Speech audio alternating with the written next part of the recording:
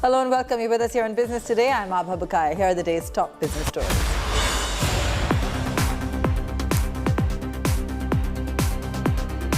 Markets fall as investors shy away from commitments ahead of US inflation figures. Nifty down 129 points. Sensex falls 420. All sectors in the red. Aurobindo Pharma scion P Sarath Chandra Reddy arrested by Enforcement Directorate, made a suspect in the politically explosive Delhi liquor scam. Stock plunges nearly 12% on the news. Nykaa's parent company FSN E-Commerce zooms more than 5% even as the lock-in period of its anchor investors ends. Announcement of a 1:5 bonus does the trick. Maruti prepares for the big market fight, veers towards SUVs to capture share, confirms to Business Today TV that it will launch a new SUV by March.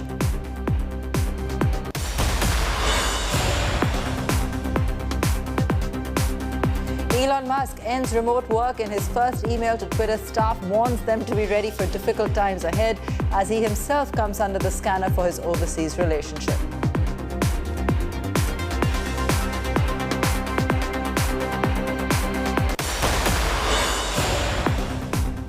Earlier, a blue verification tick meant that the social media giant verified a user's identity. It stood for authentication and reliability.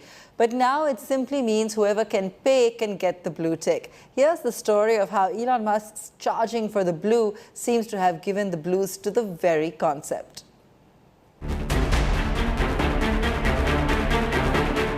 On Wednesday, Elon Musk Twitter launched its most criticized feature yet, the new and revamped Twitter Blue Tick subscription that now costs $8 and provides Blue Tick verification to users.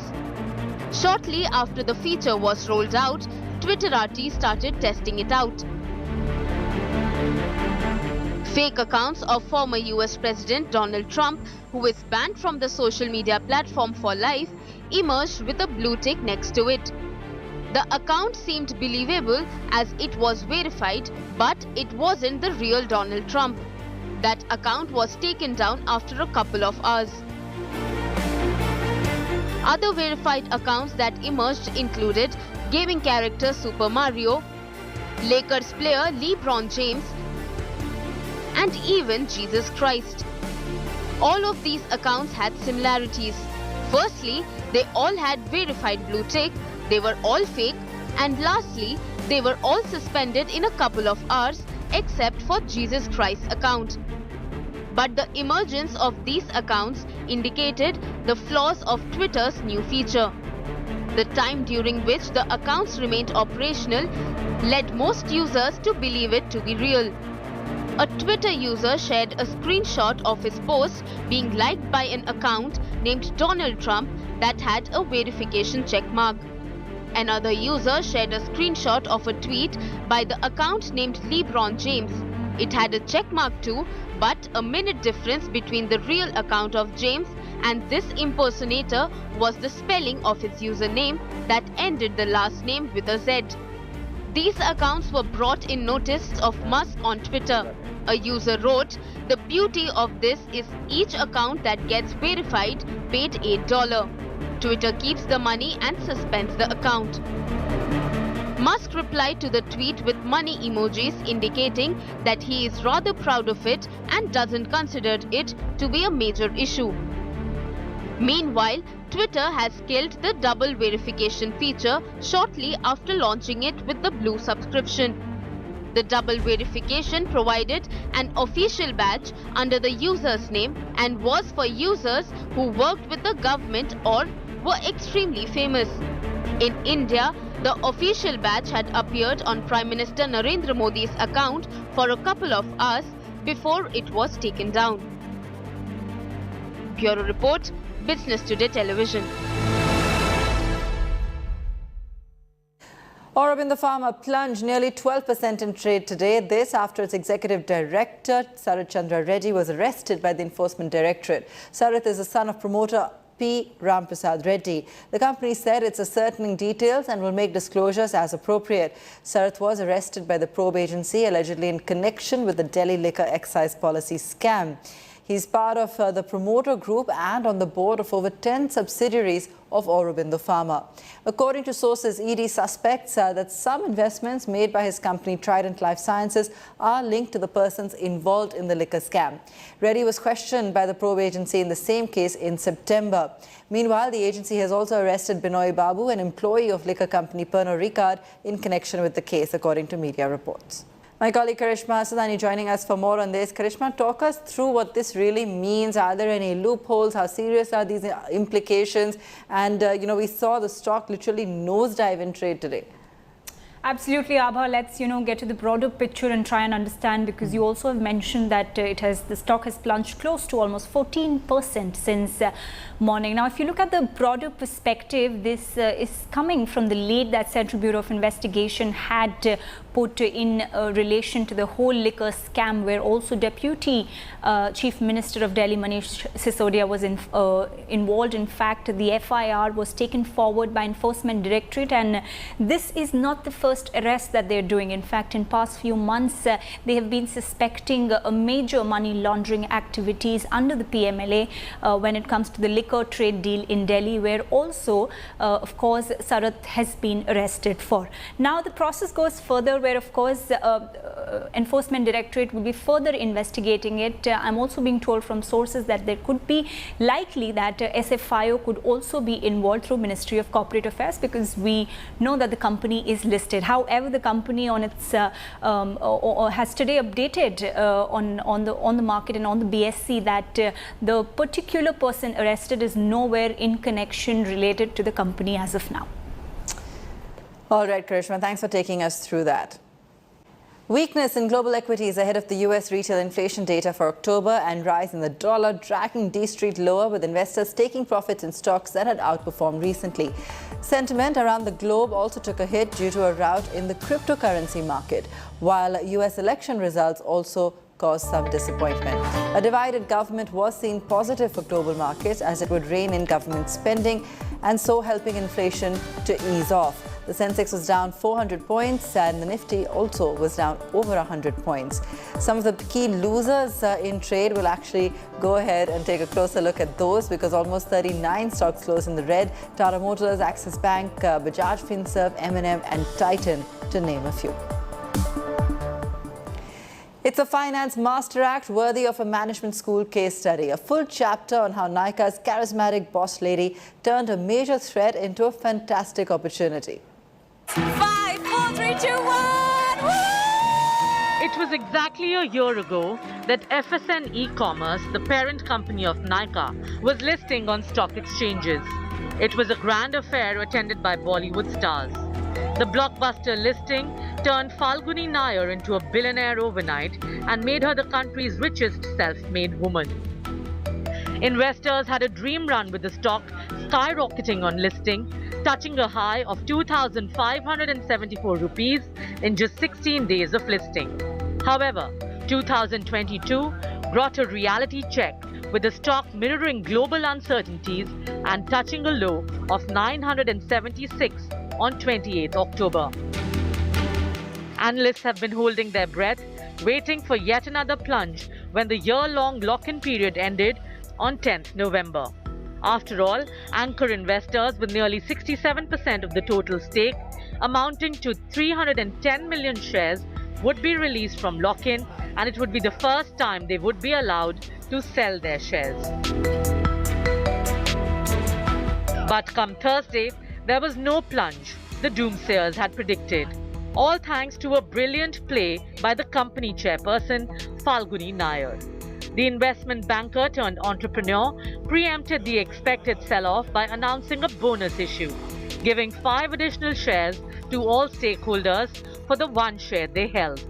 The masterstroke set the record date for this transaction just a day after the lock-in period ended, that is, on 11th November.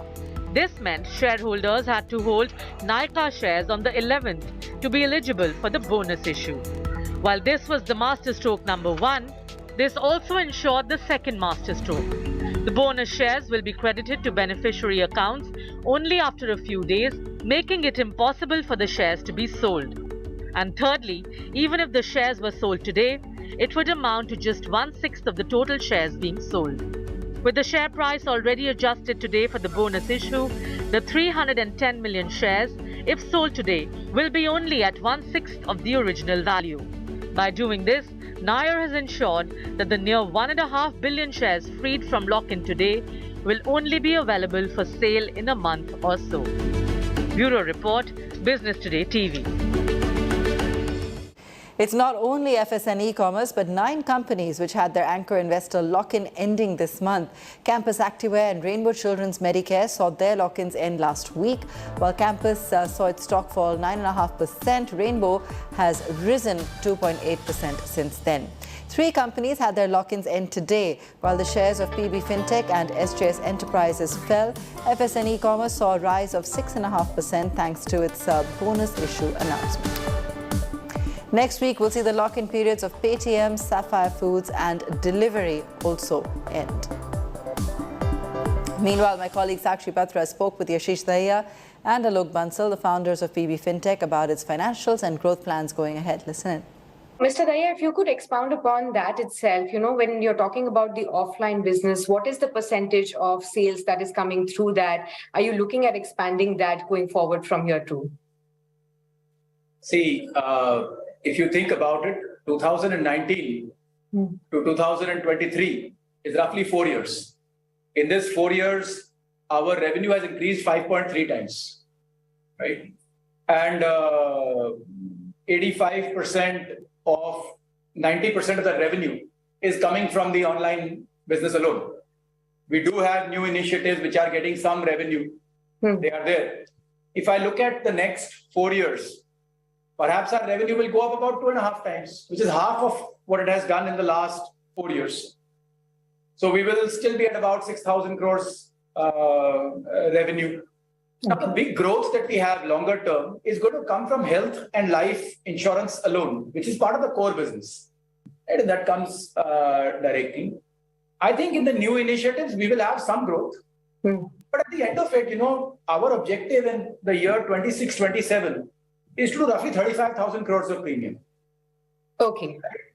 That is a big chunk. Please appreciate today the entire life insurance industry, all of it put together outside of LIC, does about 35,000 crores of premium in fresh business. So it's a very large number. Sure. So you cannot be in only one channel and have that business. You will have to be an omni-channel player like everybody else and have that business. Okay. And, Sakshi, just to add to that, Sure.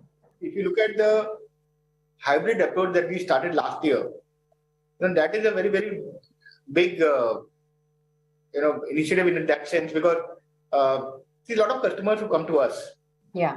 we need that hand-holding to select the right product and make the right decision by understanding the nuances of the product. Sometimes they would also want to understand if we are physically available in their city and if we can talk to them in their local language. Yes. Yes. Now, having a physical presence, see, they have to come to us first. They are coming to the website. They are talking to the call center guys. But after that, if they want to have a physical face-to-face meeting, Sure. we have enabled that in few cities now, where the employee of Policybazaar actually goes to the house or the office of that customer and sits with them and take them through the journey. And, it sort of provides more trust to the customer. It also helps them make a better decision, maybe because they are talking to the customer in the local language. And we are already seeing a delta of about 38-40% coming because of this hybrid approach. Now, this is part of the core business itself, and the cost is being taken care within the core business.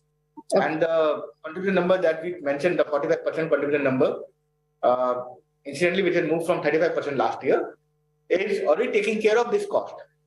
Okay. Similarly, we are doing a lot of effort on the claim side, which is again part of the core business. We have got more than 300 people today in office who actually help customer navigate the claim process. To be honest, at the time of claim, customer is in distress and they don't really understand how to go to that. It's almost like a black box to them. And that is another cost, a big cost of 300 people team, which is getting absorbed within the core business. So, just wanted to clarify, a lot of the effort that we want to do on the core business, the cost will always be taken within the core business, and that will definitely aid the efficiency. It will help us go in terms of growth. Initiatives is totally separate. When we talk of corporate or POSP, that has nothing to do with core business.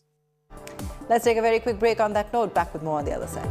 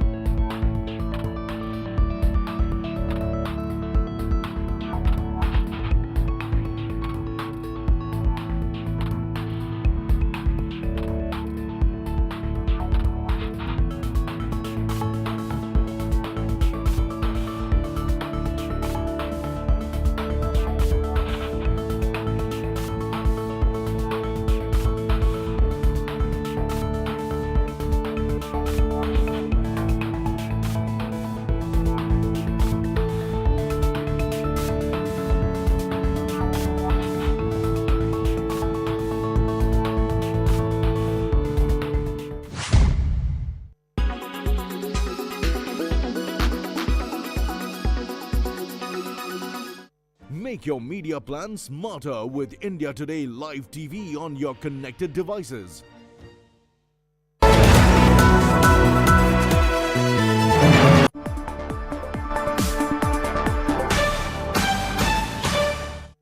Welcome back. The central government is considering reforms to the Insolvency and Bankruptcy Code to give it more teeth. According to sources, these reforms are likely to be taken up in the winter session of Parliament in December. For more on this, we're joined by Business Today TV special correspondent Karishma Sudani. Karishma, what are these new proposals? And currently, the haircuts taken by banks are as high as 95%. Is that going to change? Well, Abha, you're right. When it comes to data, that's a very big number. In fact, if you remember, it's the Parliamentary Standing Committee on Finance that's headed by Jayant Sinha, which also pointed out this in last year in the month of August 2021, that what is IBC doing and if it's actually justifying its purpose. So now, if we look at it, for past 1 year, the central government is trying to introduce the amendments to Insolvency and Bankruptcy Code 2022, for which my sources tell me that will likely be taken up in the winter session. Now, if that happens, then government is of course aiming in order to work on faster resolutions and to give more powers to the Committee of Creditors so that as less as haircut can be taken. In fact, they also plan to put a certain number of days in which the NCLT can either approve or reject the case, which of course will try and clean the whole process of delays. Besides this, the government is also particular about introducing cross-border insolvency, which has been pending on its agenda for quite some time because of the involvement of certain foreign creditors who are looking into the stressed assets belonging to India. So it's likely that these two amendments could be taken up in the winter session, and if that gets cleared, then before union budget we will have a new IBC process to look in, and a better and a much more faster one. Great. Thank you so much for that, Karishma. Lots to watch out for. The government also exiting Axis Bank with an offer for sale of its remaining stake today and tomorrow. The specified undertaking of the Unit Trust of India, Suti, which holds the residual 1.55% stake in the erstwhile UTI Bank, is selling it off at 830.63 rupees per share. The non-retail portion was fully subscribed today. The government has approved an order of nearly 27,000 crore rupees from BSNL to TCS for rolling out the telco's 4G network. The government-owned BSNL is likely to soon issue a purchase order for 1 lakh sites. Vistara has increased its flight operation from Delhi to Frankfurt and Paris. It will be operating 6 weekly flights starting today. The frequencies were increased after the airline successfully inducted a third Boeing 787 Dreamliner in its fleet.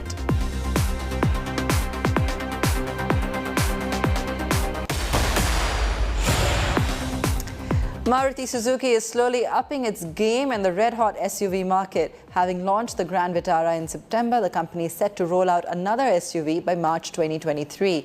In an exclusive conversation with Business Today TV, Maruti Suzuki's Shashank Srivastava started out by revealing why the company is still bullish on the CNG segment despite spiraling fuel costs. Is Maruti betting big on CNG and the company is trying to get more hold of the CNG market, considering also that even though the CNG prices are high. So what is your outlook on CNG and why this move being done for the next half? Yeah, so CNG is a very, very environment-friendly fuel. So it's obviously helps us contribute to the for usage of environment-friendly fuel. At the same time, not just the environment friendliness of the fuel, but also the fact that the running cost of CNG is still low compared, even after the increased CNG prices, still low compared with the diesel or the petrol. For a Wagoner, for example, the CNG running cost would be around 2.50 rupees per kilometer, as against almost 4.75 rupees for petrol and diesel. So I think it's from an economic point of view, running cost also, it makes sense to have CNG, and that's why we have seen such a lot of interest in the CNG market. And in fact, this year, Maruti Suzuki will probably be selling 360 to 400,000 CNG vehicles. This compares very favorably with about 230,000 odd vehicles that we sold, 234,000 last year. So CNG is a good option, and we can see going forward. In fact, diesel vehicles have been coming down as a percentage of the total sales. And in fact, Chetan, you'll be surprised that for Maruti, for the vehicles where we have CNG, almost 35% sale is CNG. And on an overall portfolio, 20% of the Maruti Suzuki sales are CNG. And is more SUV coming up in this financial year. Can we expect that in the January to March quarter? Exact timing is difficult for me to reveal, but yes, you have only 5 months remaining, and therefore we would like to introduce some of the SUVs quickly. And remember, Chetan, we had this long discussion last time that is also central to our regaining the market share, because in the non-SUV market, while our market share is upwards of 65%, it is because we have a smaller market share in SUV that brings down the overall market share to below 50%. So we would like to achieve that 50% number. That has been a stated objective, and SUVs form an important part of that strategy. Shashank, last two questions. How is the sales for Grand Vitara going, and are you considering to ask the government on any tax breaks for strong hybrids? Because ultimately, the government is offering some relief for EV. Strong hybrids also are a cleaner source of energy. So any comment on that? The Grand Vitara has been doing quite well. We have so far got more than 76,000 bookings, and we have delivered almost 13,000 cars. So that's a pretty good beginning, I would say, even though there have been some constraints in terms of availability. But yes, hybrids are a very, very good option. A Grand Vitara, a strong hybrid, gives the intelligent electric vehicle, gives it almost 28 kilometers to the liter, and therefore very, very environment friendly. It runs on the EV mode and the urban cycle most of the time. So, and it doesn't have that range anxiety or the charging infrastructure requirement. So I'm sure it's very, very good for the environment. And in that sense, I think it's logical that some support be given to the strong hybrids as far as taxation is concerned. All right, that's where we leave it on the show tonight. Thanks so much for watching.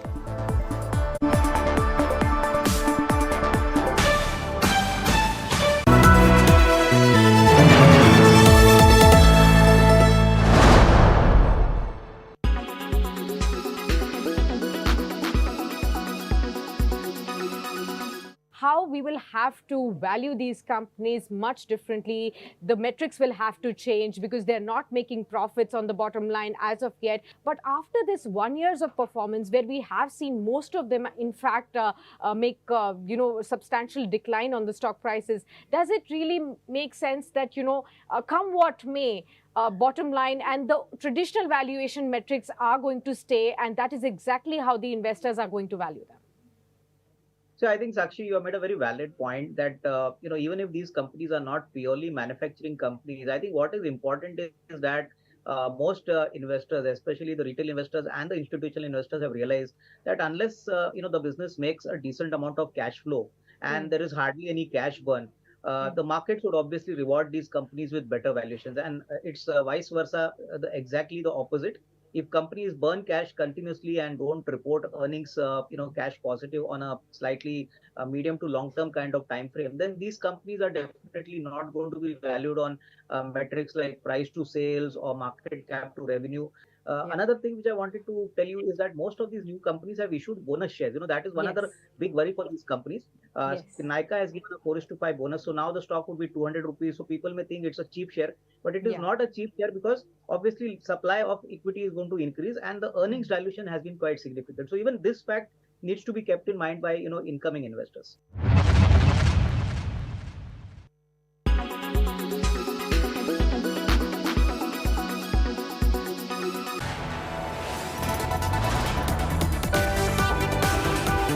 You are watching India Today.